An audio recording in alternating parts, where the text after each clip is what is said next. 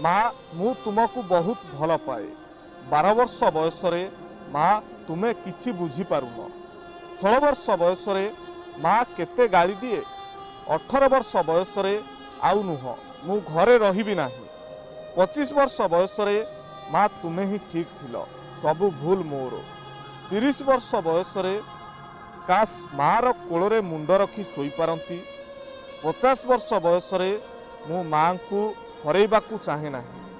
70 वर्ष बयस हे भगवान मोते मो माँ फेराई दियो। तेणु जेते पर्यंत माँ जीवित अछंती सेते पर्यंत माँ को सम्मान दियंतु, काहींकि ना माँ चलीगले रहीजिव खाली स्मृति। जानिछ ए अ अक्षरटा भारी बदमाश, जहाँ आगरे भी लागिब ताकू बदलई देव। जेमिति कि अशांति, अविश्वास, असम्मान, अदरकारी, आउ शेषरे अचिन्हा, अजणा। काहाकू कटु भाषा कहीदेले कहीं शक्तिशाली हो जाए, बरं शक्तिशाली तो सीए होइथाए जी तुमर से कटु भाषा को शुणिकी भी तुमको किछि भी कहे ना।